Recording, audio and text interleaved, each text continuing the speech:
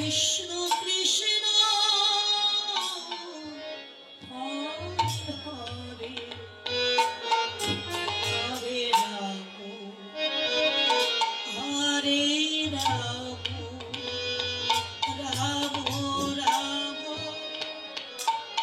হরে হরে হরে কৃষ্ণ হরে কৃষ্ণ কৃষ্ণ কৃষ্ণ হরে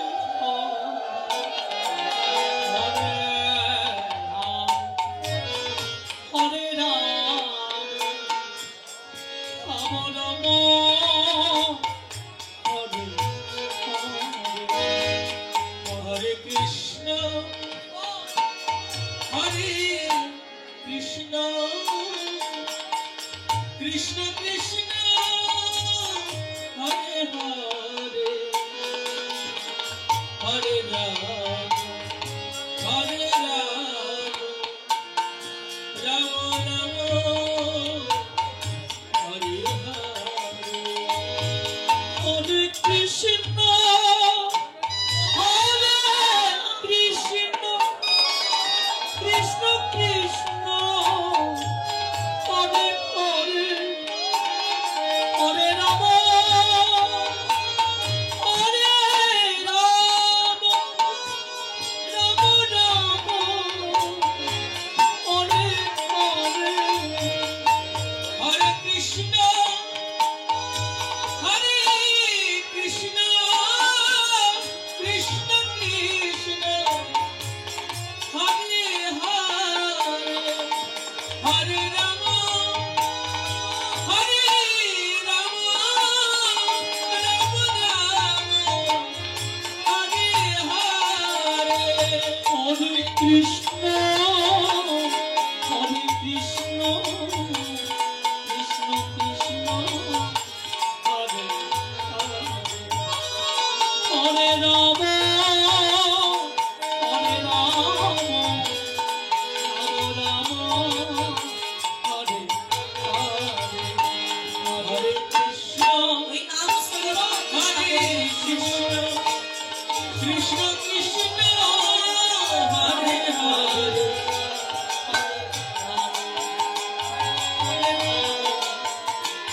রাম হরে হরে নাম স্মরণ করতে করতে নাম যখন কর্ণ কুহাটির হৃদয় মন্দিরে প্রবেশ করেছে তখন যেন সাগর মল্লিকের দুটি নয়নের পদ্মে কৃষ্ণ প্রেমের অশ্রু বিগলিত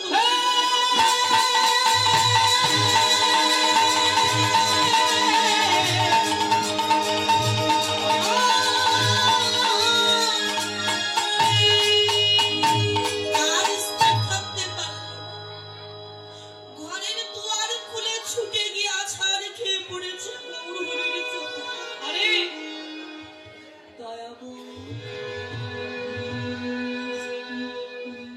জীবনে বহু নাম আমি শুনেছি, কোনদিন এই কৃষ্ণ নাম আমি শ্রবণ করি। যে নাম শ্রবণ করে আমার নয়নের পদ্মে কৃষ্ণ প্রেমের অশ্রু বিগলিত হয়ে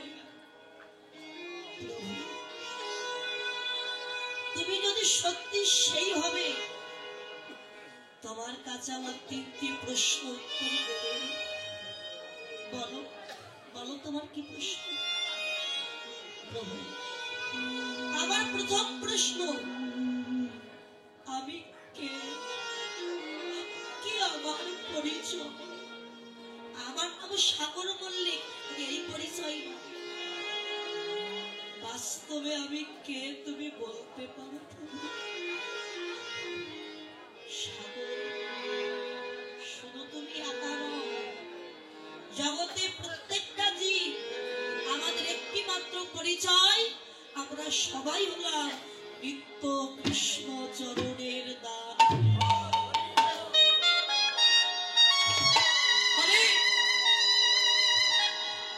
আমরা সবাই কৃষ্ণের চরণের দাস। আমার দ্বিতীয় প্রশ্ন, জানো সংসারে এই ত্রিতাপ জ্বালা আমরা ভোগ করি।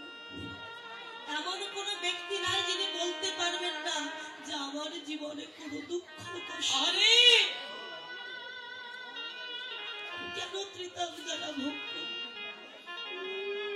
সাগর জীব যখন ভুলে যায় সে কৃষ্ণের চরণের দাস, এটা ভুলে গিয়ে মায়া দাসত্ব করে, তখন মায়ার সংসার তাকে দুঃখ কষ্ট ভোগ করে।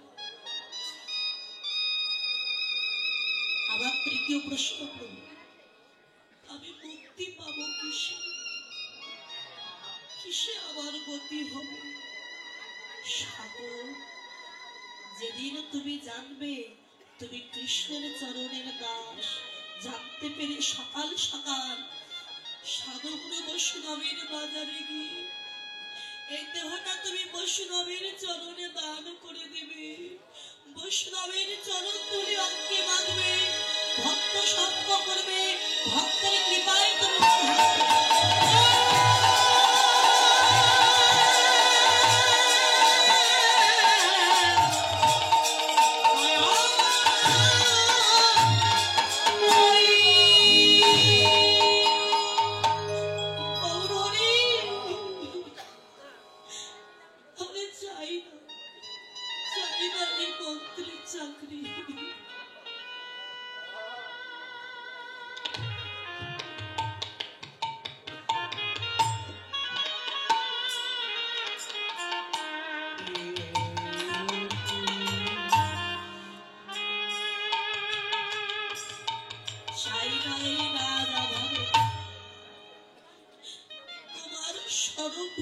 মন্ত্রে আমায় দীক্ষিত করে দাও প্রভু। যে মায়ার সংসারে সবকিছু অসার, আর সার হলো আমার গৌর গোবিন্দের চরণ। তোমার চরণে আমায় একটু আশ্রয় দাও।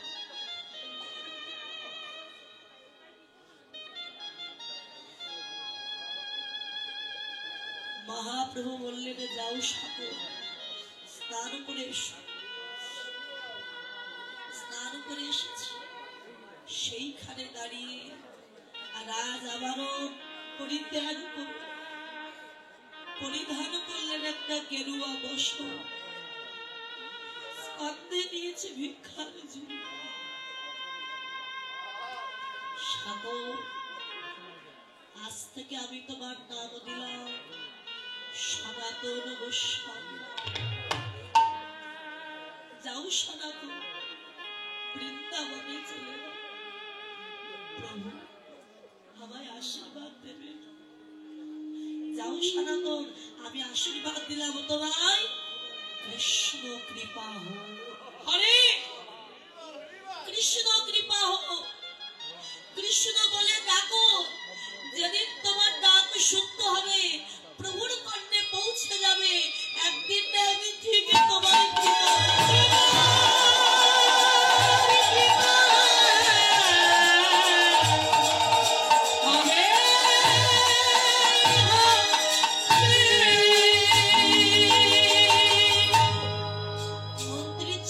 ছেড়ে দিয়ে চলে গেলেন বৃন্দাবন। বৃন্দাবনে গিয়ে একটা তাল পাতার কুটির নির্মাণ করেছে। সেই কুটিরে আমার মদন গোপালকে পূজা অর্চনা। সে দিন দরিদ্র কাঙাল তো প্রত্যেক দিন গ্রামে মানে বৃন্দাবনে ভিক্ষা করতে যায়, দুয়ারে দুয়ারে। বৃন্দাবনে চাল ভিক্ষা হয় না, আটা ভিক্ষা হয়। আটা ভিক্ষা করে এনে জল দিয়ে কোন রকমে মাখিয়ে রুটি তৈরি করেছে। রুটি ছেঁকবে সেই পাত্রটা তার ছিল।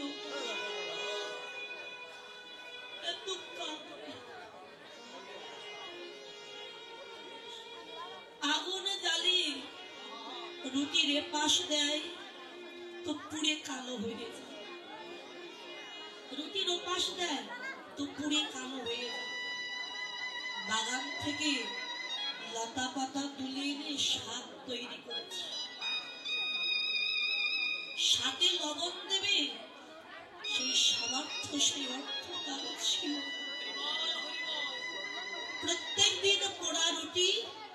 লবণবিহীন শাক মদন গোপালকে সেবা দিল। একদিন যায়, দুদিন যায়, 3 দিন যায়, কয়েক মাস পার হয়ে গেল এমনি ভাবে। একদিন মদন গোপালকে সেবা দিয়ে সনাতন ঘুমিয়ে, রাত্রেবেলা মদন গোপাল এসে ডাক দিয়েছে, সনাতন, ও সনাতন ওঠো, দেখো আমি এসেছি সনাতন, আমি এসেছি। কে কে তুমি? আমায় চিনতে পারছো না? আমি যে তোমার মদন গোপাল সনাতন। প্রভু তুমি এসেছো, এসেছো দয়াময়, বলো প্রভু আমি কেমন ভাবে তোমায় সেবা করব? ও সনাতন, আমি তোমাকে একটা কথা বলতে এসেছি, বলো কি কথা? তুমি আমায় প্রত্যেকদিন পোড়া রুটি আর লবণবিহীন শাক সেবা দেবে। পোড়া রুটি দিচ্ছ তাও দুঃখ না, কিন্তু লবণবিহীন শাক সেবা করতে আমার যে বড় কষ্ট হয় সদা। কাল থেকে যখন সেবা দেবে ওই শাকে একটুখানি লবণ দিও তুমি সদা। কি বলছো মদন গোপাল? আমি তো ভিখারি, শাকে লবণ দেব, আমার অর্থ কোথায় বলো? প্রভু আজকে তুমি বলছো সনাতন লবণবিহীন শাক সেবা করতে পারছি না, কাল বলবে সনাতন ওই পোড়া রুটি আমি সেবা করব না, পরশু বলবে সনাতন আমাকে রাজভোগ এনে দাও। দয়াময়, তোমার যদি এতই ভালো ভালো সেবা করার ইচ্ছা ছিল, যখন আমি মন্ত্রীর চাকরি করতাম, যখন ধন সম্পদ সব ছিল আমার, তখন কেন তুমি আমার কাছে এলে না দয়াময়? আজ আমায় পথের ভিখারি বানিয়ে দিয়ে আমার কাছে ভালো সেবা করতে চাইছো? কোথা থেকে? আমার যে দেওয়ার মতো কোনো সামর্থ্য। তবে প্রভু আমি চাই না যে আমার জন্য তুমি কষ্ট করো, তুমি বরং চলে যাও। যে ভক্ত তোমায় রাজভোগ সাজিয়ে ডাকছে, তুমি তার ঘরে চলে যাও। যাও, চলে যাও, থাকতে হবে। সনাতন তুমি আমায় তাড়িয়ে দিচ্ছ, আমি চলে যাচ্ছি, আর কোনদিন আমি ফিরবো, আমি চলে যাচ্ছি। বেদির উপর থেকে যখন মদন গোপাল নেমে চলে যাচ্ছে, সনাতন ধুলায় গড়াগড়ি দিয়ে কেঁদে কেঁদে বলে, ওগো মদন গোপাল তুমি তো চলে যাচ্ছ প্রভু, যাওয়ার আগে আমার একটা আশীর্বাদ করে যাও। আমার যে কোলেই জন্ম হোক না কেন, আমি তোমার চরণ পাইব না পাই, তাতে আমার কোনো দুঃখ নাই দয়া, শুধু আশীর্বাদ করো যেন তোমার ভক্তের চরণ ছাড়া করো না গো। আমার ভক্তের চরণ ছাড়া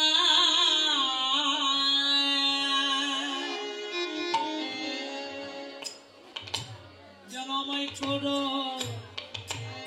না গো। তোমার ভক্তের চরণ ছাড়া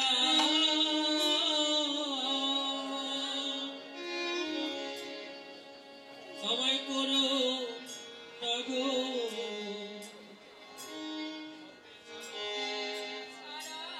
চরণ চরণ ছাড়া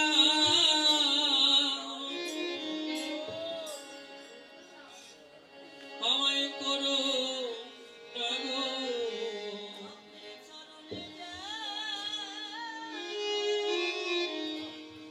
আমার থাকে মতি ভক্তের চরণ ছাড়া আমায় করো না গো।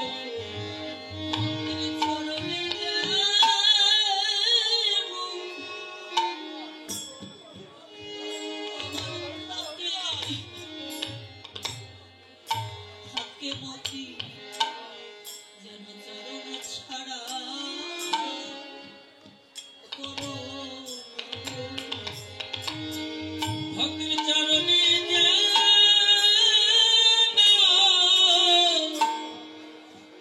আমার থাকে মতি ভক্তের চরণ ছাড়া আমায় করো না গো। মদন গোপালে ডেকে বলে ওরে সনাতনের এ জগতে যে আমার ভক্তের চরণ চাই আমি কি সেই ভক্তকে কোনদিন ছেড়ে যেতে পারি? ওরে তোর মতো ভক্তকে ছেড়ে বল আমি কোথায় যাব? কেন ধুলায় পড়ে কাঁদছিস রে সনাতন? কাঁদিস না রে, একবার আয় ভক্ত আমার পক্ষে আয় রে। একবার আয় ভক্ত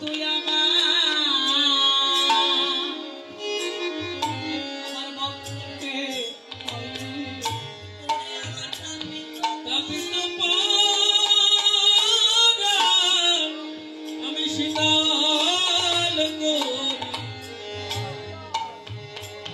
একবার আয় ভক্ত আমার হৃদয়ে আইরে। ওরে আমার তাপিত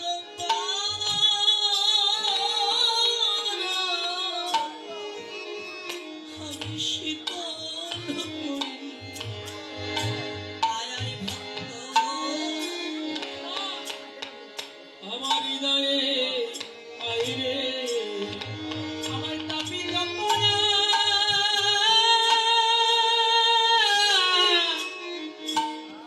আমি শীতল করি। একবার আয়া ভক্ত আমার হৃদয়ে। ওরে আমার এমন ভাগ্য আর হয় কি না? আয় ভক্ত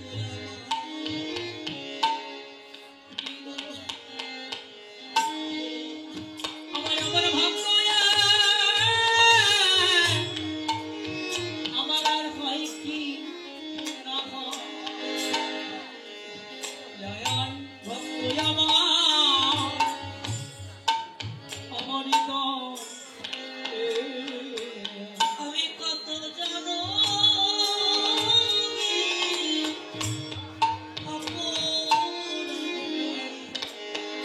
আয় আয় ভক্ত হৃদয়ে।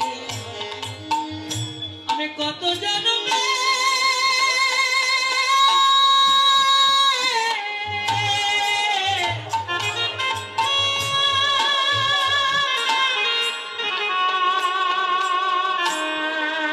কত জন্মে আমি আপনার ভক্ত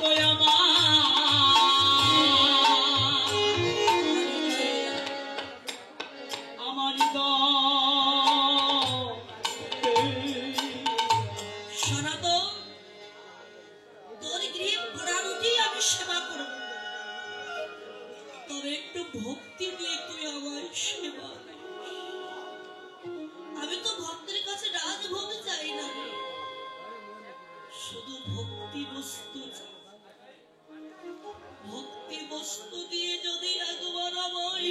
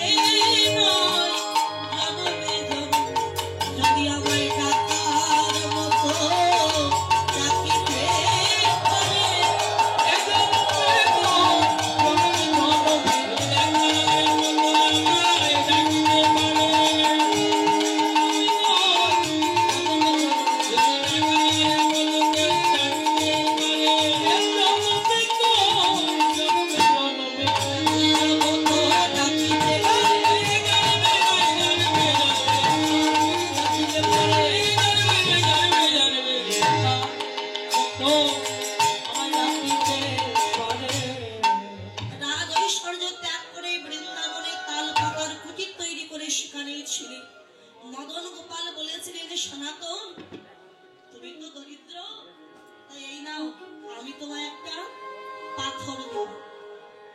পাথর? কিসের পাথর? এটা হচ্ছে পরশ পাথর। এই পরশ পাথর যেখানেই পরশ করবে সেটাই সোনা হয়ে যাবে। যদি কোনোদিন তোমার কিছু প্রয়োজন হয়, এই পরশ পাথর তুমি পরশ করো, সব সোনা হয়ে যাবে। ওই পরশ পাথর পেয়েও সনাতন গোস্বামী কোনোদিন কাজে লাগাই। তাল পাতার কুটির তো, ওই তাল পাতার কুটিরের ভিতরে চালে সেটা রেখে দিয়েছিল।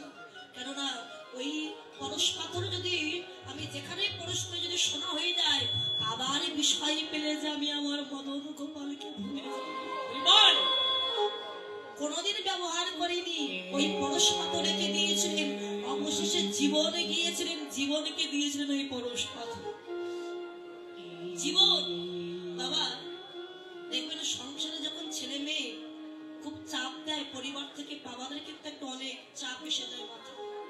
জীবনের সংসারে তার অনেক ছেলে মেয়ে ছিল, বিবাহ দিতে পারছে না। অবশেষে জীবন গিয়েছিল ওই যে কাশী ধামে স্বয়ং ভোলানাথের কাছে।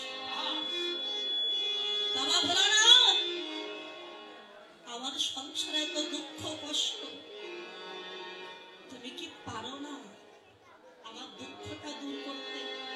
ছেলে মেয়ে বিবাহ দিতে পারছি না, তুমি কি পারছো তাদের বিয়ে দিতে? এত অভাব, কি করে বাঁচবো আমি? আমি যতদিন তুমি আমার উপায় না বলে দেবে, আমি এই মন্দির থেকে যাব। 7 দিন 7 রাত পড়েছিল মন্দিরে।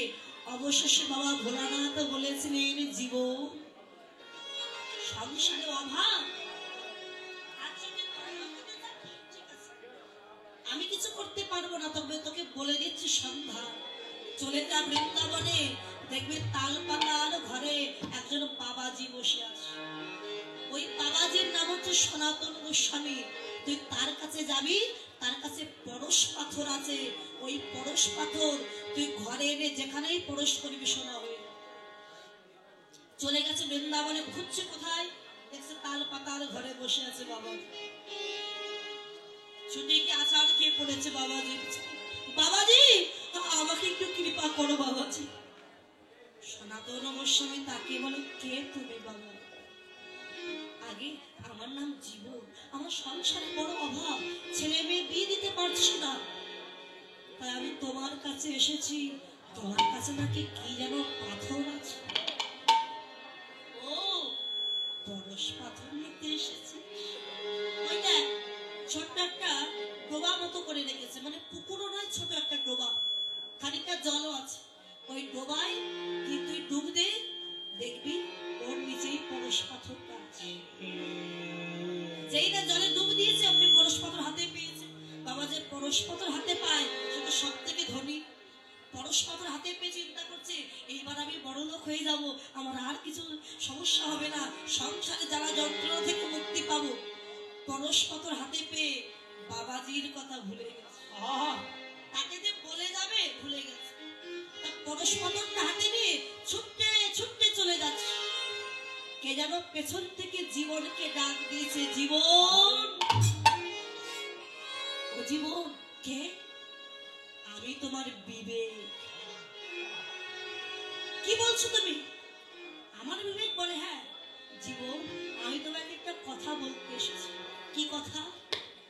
দেখো ওই বাবাজি খুব দরিদ্র, একটা ভালো ঘরও নাই তার। তাল পাতার কুটিরে বসে ভজন করছে, না মানায় রৌদ্রের তাপ, না মানায় বৃষ্টির জল। তার যে বাবাজির কাছে ওই পরশ পাথরটা ছিল, বাবাজি তো পারত পরশ পাথর নিয়ে ধনী হয়ে যেতে। বাবাজি সেটা না নিয়ে ওই ডোবাই ফেলে রেখেছে বা পুকুরে ফেলে রেখেছে। আরে এটা একবারও ভাবলে না যে বাবাজি পরশ পাথরকে ত্যাগ করেছে, নিশ্চয়ই এর চাইতে দামি কোনো পাথর সে পেয়েছে। এই জন্য সে পরশ পাথরকে তুচ্ছ মনে করেছে। আর তুমি একটা সামান্য পরশ পাথর নিয়ে ছুটে যাচ্ছ, তার কথা ভুলে গেছো। সত্যি তো পরশ পাথর ত্যাগ করেছে বাবাজি, মনে হয় এর চাইতে আরো দামি কোনো জিনিস পেয়েছে, এই জন্য পরশ পাথর ত্যাগ করেছে। আবার ছুটি এসে বাবাজির চরণে আচার খেয়ে পড়েছে। বাবাজি সনাতন গোস্বামী বলে, জীবন চলেই তো গিয়েছিলে, আবার কেন ফিরে? আমি চলে গিয়েছিলাম তুমি জানো বাবাজি, আমি তোমার কাছে ফিরে এসেছি কেন জানো? আমি পরশ পাথর চাই। এর চাইতে তুমি যে দামি পাথর পেয়েছো, যে পাথরের জন্য তুমি পরশ পাথর লোভ ছেড়ে দিয়েছো, আমিও সেই পাথর পেতে চাই। আমায় দেবে জীবন? ওই পাথর পেতে চাও? ওই পাথর পেতে গেলে যে সারা জীবন কাঙাল হয়ে কাটতে হবে। আমি ওই পাথর পেতে চাই। তাহলে যাও, স্নান করে এসো, যমুনা থেকে স্নান করে এসো, কর্ণমূলে বদন দিয়ে ওই কৃষ্ণ নামটি শ্রবণ করিয়ে দিই। হরে কৃষ্ণ হরে কৃষ্ণ কৃষ্ণ কৃষ্ণ হরে হরে, হরে হরে, হরে রাম হরে রাম, হরে রাম রাম রাম হরে হরে। জীবন, এই যে নাম তোমায় দিলাম, এটা হচ্ছে মন্ত্র। ওই পাথরের কাছে যেতে হলে এই মন্ত্র তোমায় জপ করতে হবে। জপ করতে করতে যখন কৃপা হবে, পাথরের কাছে যাওয়া লাগবে না, পাথর নিজেই তোমার কাছে আসবে। জীবন বসে বসে নাম জপ করছে ওই পাথর পাওয়ার জন্য। নাম জপ করতে করতে যখন কৃপা হলো, মদন গোপাল এসে ডাক দিয়েছে, জীবন কে? যে পাথর পাওয়ার জন্য তপস্যা করেছিস, আমি সেই মদন গোপাল। বল তুই কি চাস? ধন সম্পত্তি, মণি মুক্তা, হীরা? জীবনে কেঁদে বলে, ওগো দয়াল, আমি চাই না ধন সম্পত্তি, চাই না বিষয় বাসনা। যদি আমায় ধন দিতে চাও, তুমি আমায় এই ধন দাও দয়াল। প্রতি জন্মে জন্মে জানো ওগো দয়াল, তোমার ওই চরণ ছাড়া কোনো চরণ ছাড়া আমার কোনো, আমি আর কোনো ধন চাই না দয়াল। চরণ ছাড়া কোনো, আমি আর কোনো ধন চাই না দয়াল। চরণ ছাড়া আমার কোনো। ও জীবন, তুমি তো বড়লোক হতে চেয়েছিলে, আমার চরণ চেয়ে কি হবে তোমার? আমার চরণ চাইলে তো কিছুই পাবে না। প্রভু, তোমার চরণ চাইছি কেন জানো? তুমি শুধু একটি ব্রহ্মাণ্ড নও, অনন্ত কোটি ব্রহ্মাণ্ডের মালিক তুমি। আমি যদি তোমার চরণ পেয়ে যাই, অনন্ত কোটি ব্রহ্মাণ্ড তুমি এমনি পেয়ে যাবো। আমি চাই না বিষয় বাসনা। তাই যে একবার ওই নাম শ্রবণ করেছে, সে কি আর ঘরে থাকতে পেরেছে? তার প্রমাণ তো আপনাদের মতো ভক্ত কত দূর দূরান্ত থেকে ছুটে এসেছে শুধু এই নাম শ্রবণ করার জন্য। সব জায়গায় তো কীর্তন হয়, আপনারা কীর্তন শোনেন, একই পালা হয়, অন্য পালা তো নয়, তবু আপনারা ছুটে আসেন কেন? ওই নাম শ্রবণ করে যার ঘরে থাকা যায় না। ভক্তরা সদাই চিন্তা করে কোথায় গেলে সাধুগুরু বৈষ্ণবের চরণ পাবে, ভক্তদের চরণ ধরে অঙ্গে মানতে পারে, সে যে পথের ভিখারি হয়ে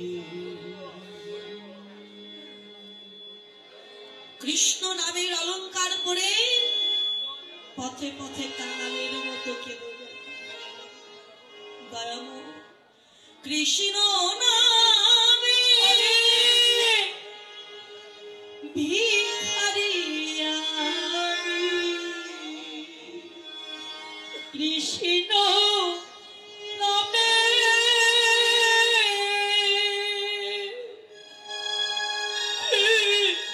হরি হরি কৃষ্ণ বিনা নাহি জানে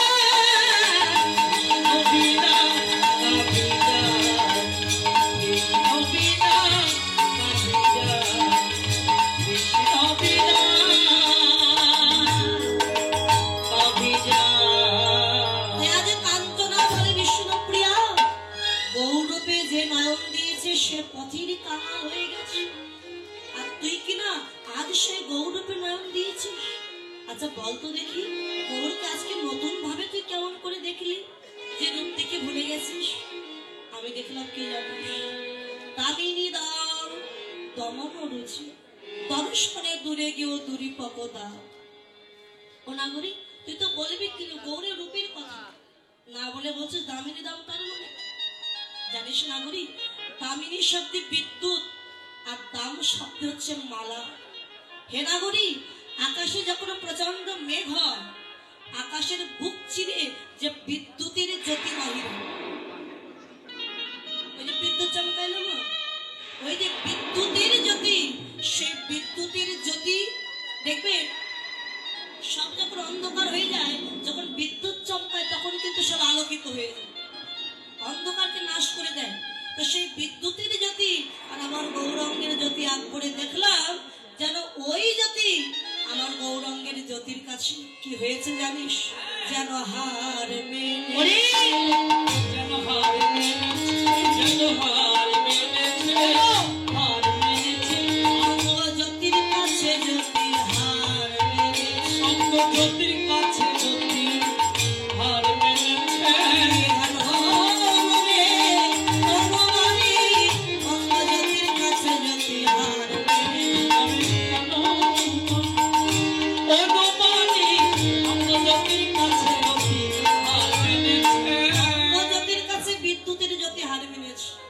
কাঞ্চনা বলে নাগরিক, তাহলে কার সঙ্গে তুলনা হবে?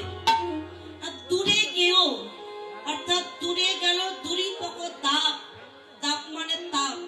আমার দেহে যে ত্রিতাপ জ্বালা ছিল, আধ্যাত্মিক, আদি ভৌতিক, আদি দৈবিক, গৌরকে দর্শন করা মাত্র এই ত্রিতাপ জ্বালা আমার আপনা হতে দূরীভূত হয়ে গেল।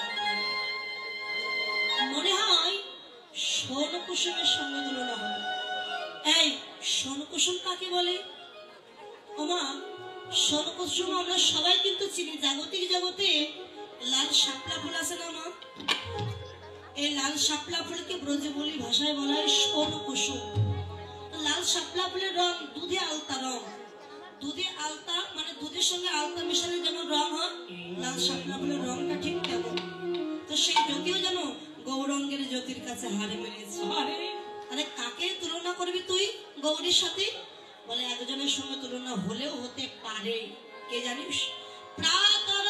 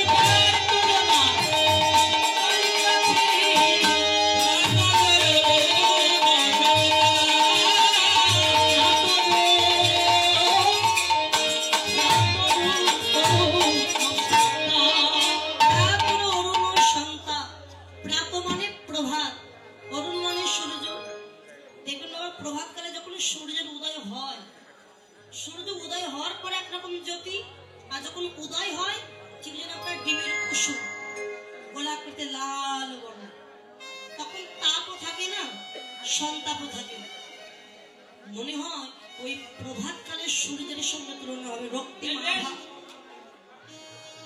বিষ্ণুপ্রিয়া বলে কাঞ্চনারে সূর্যের সঙ্গে তুলনা হয় না গৌরী। কেন জানিস? সূর্যের তাপ আছে, সন্তাপ আছে, কিন্তু আমার গৌরব সূর্যের যে কোনো তাপও নাই, সন্তাপও। সূর্যের তাপে কেউ বাহিরে যেতে পারে না, কিন্তু গৌর সূর্যকে যদি কেউ একবার কেউ হৃদয়ে জড়িয়ে ধরতে পারে তার সমস্ত তাপ নিবারণ করে দেয়। তাই সূর্যের সঙ্গে তুলনা হয়। তবে কার সঙ্গে তুলনা হবে তোর গৌর হরি? বলে আর একজনের সঙ্গে তুলনা হতে পারে। কে জানিস? হেরিয়া সুধা করো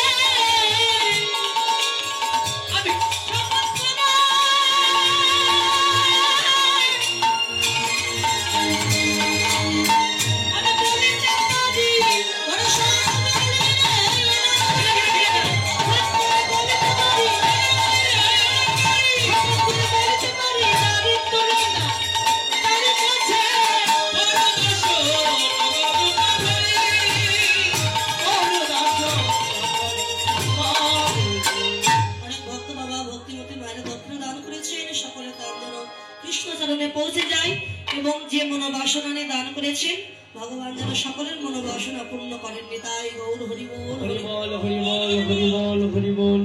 হেরিয়া সুধাকর, তাই না? কত সুধাকর মানে কি? সুধাকর মানে চন্দ্র। সুধাকর মানে চাঁদ বা চন্দ্র।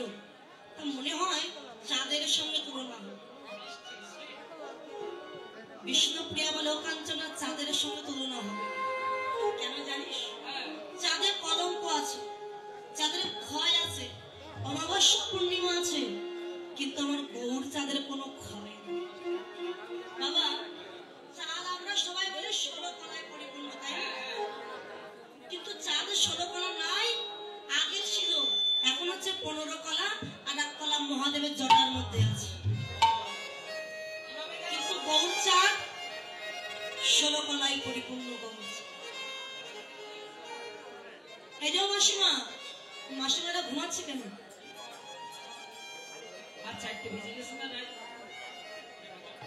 আমার গৌর চাঁদের 16 কলায় পরিপূর্ণ চাঁদ। 16 কলাটা তাহলে কি? আপনি হিসাব রাখবেন 16 কলা গৌর চাঁদ কি? অষ্টসিদ্ধি। অষ্টসিদ্ধি কি কি? অনিমা, লঘিমা, মহিমা, প্রাপ্তি, প্রাকাম্য, ঈশিতা, দোষিতা, কর্মবশয়িতা। এ তো অষ্টসিদ্ধি। আর ষড়ঐশ্বর্য। ষড়ৈশ্বর্য কি কি? ঐশ্বর্য, বীর্য, যশ, শ্রী জ্ঞান বৈরাগ্য। 8 আর 6 কত হলো তাহলে বাবু? 8 আর 6 হলো 14, বাকি রইল এখনো 2। এক কলায় নদিয়ার মাঝে গৌর রূপে তিনি হলেন অবতীর্ণ, হচ্ছে 15। আর এক কলায় তারই সাথে ভক্তগণকে সঙ্গে নিয়ে নবদ্বীপের মাঝে করেন হরিনাম সংকীর্তন, এই হচ্ছে 16 কলায় পরিপূর্ণ।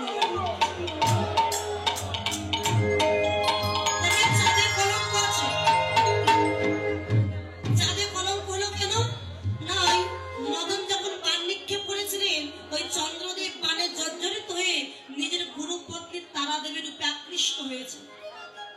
মানে গুরু এবং গুরু মা শুধু পিতামাতার সমতুল্য। যখনই মদনের পানে জর্জরিত হয়ে তার গুরু মাতার দিকে আকৃষ্ট হয়েছিল, চাঁদে কলঙ্ক হয়ে গেল। চাঁদে ক্ষয় আছে, অমাবস্যা পূর্ণিমা আছে, কিন্তু গৌর চাঁদের যে কোনো ক্ষয় না। ওমা, তাহলে এই চাঁদ 16 কলা ছিল, 1 কলা কেন মহাদেবের জটার মধ্যে গেল? কি বলবো মা? মায়েরা শুধু পান খায়।